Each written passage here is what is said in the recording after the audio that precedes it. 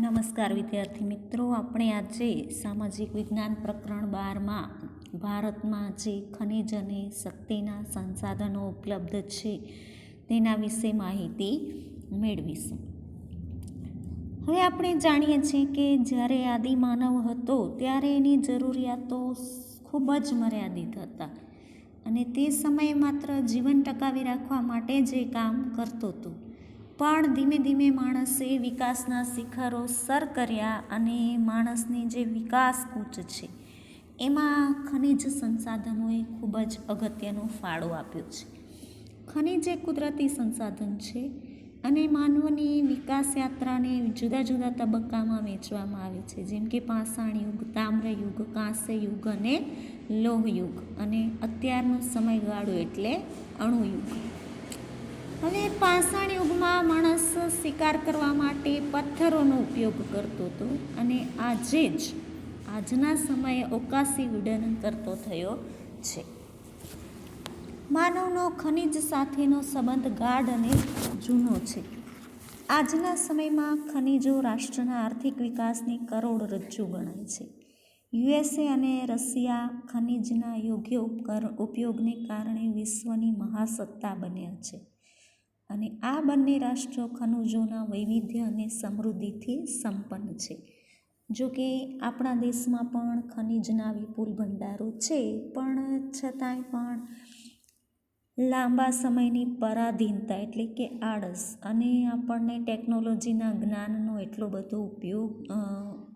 ટેકનોલોજીનો એટલો આપણને જ્ઞાન નથી. તો એ જ્ઞાનના અભાવે આર્થિક વિકાસ આપણે અન્ય દેશો જેટલો કરી શક્યા નથી. આપણી પાસે પણ ખનિજો તો એટલી જ છે, પણ આપણા જ્ઞાનના અભાવે અને ટેકનિકલ સાધનોના ઉપયોગના અભાવે આપણે આર્થિક વિકાસ કરી શક્યા નથી. હવે આ ખનિજ છે શું એની વાત કરીએ તો કુદરતી કાર્બનિક અને અકાર્બનિક ક્રિયાઓથી તૈયાર થયેલ અમુક ચોક્કસ રાસાયણિક બંધારણ ધરાવતા પદાર્થો હોય એને ખનિજ કહેવામાં આવે છે.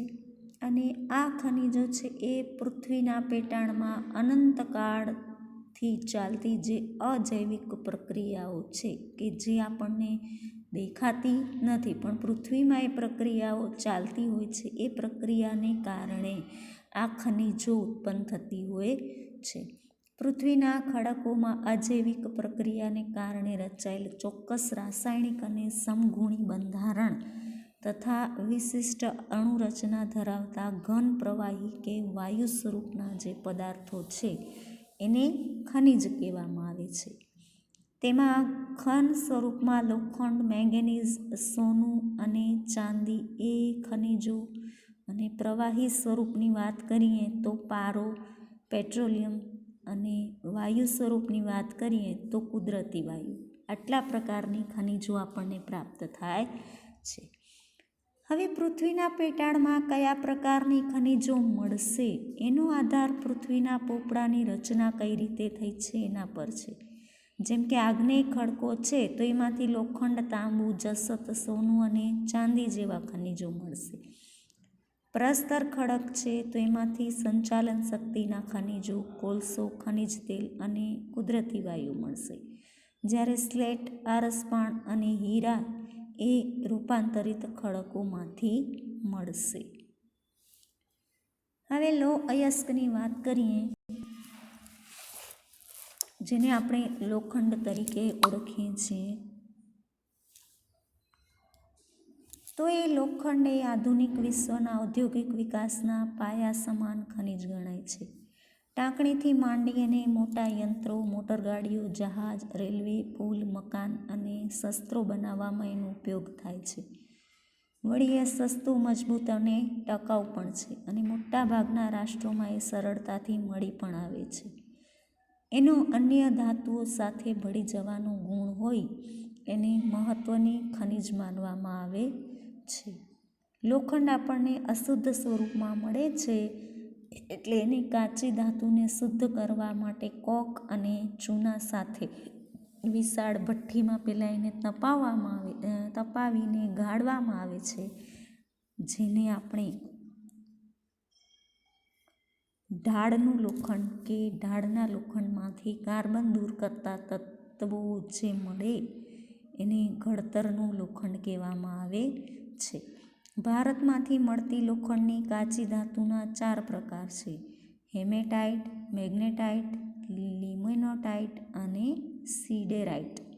ભારતમાં સૌથી વધુ લોખંડ કર્ણાટક રાજ્યમાં મળે છે. ત્યાર પછી ક્રમશઃ ઓડિશા, ઝારખંડ, છત્તીસગઢ અને આંધ્રપ્રદેશમાંથી મળે છે. આ ઉપરાંત ગોવા, રાજસ્થાન, તમિલનાડુ, મહારાષ્ટ્ર, મધ્યપ્રદેશ, કેરળ, ઉત્તર પ્રદેશ અને અસમમાંથી પણ લોખંડ મળે છે. ત્યાર પછી આવે છે મેંગેનીઝ. મેંગેનીઝને લોખંડ પોલાદ ઉદ્યોગ માટે મહત્ત્વની ધાતુ ગણવામાં આવે છે. તેનો ઉપયોગ લોખંડમાંથી પોલાદ બનાવવામાં થાય છે અને એના અન્ય ઉપયોગોમાં રાસાયણિક ઉદ્યોગો, બ્લીચિંગ પાવડર, કીટનાશક, સૂકી બેટરી અને ટાઇલ્સ બનાવવામાં થાય છે. આ ઉપરાંત ચામડાના ઉદ્યોગો, કાચ ઉદ્યોગ, દિવાસળી ઉદ્યોગ, ફોટોગ્રાફી, ચિનાઈ માટીના વાસણો બનાવવા માટે અને રંગીન ઈંટ બનાવવા માટે આ મેંગેનીઝનો ઉપયોગ થાય છે. મેંગેનીઝના મિશ્રણથી પોલાદના પાટા અને સળિયાઓમાં સ્થિતિસ્થાપકતા અને મજબૂતાઈ આવે છે. ઓડિશા, કર્ણાટક, મધ્યપ્રદેશ, મહારાષ્ટ્ર અને ગોવા મેંગેનીઝના મુખ્ય ઉત્પાદક રાજ્યો છે. આ ઉપરાંત આંધ્રપ્રદેશ, ઝારખંડ, રાજસ્થાન અને ગુજરાતમાંથી પણ મેંગેનીઝ પ્રાપ્ત થાય છે. ત્યાર પછી છે તાંબુ.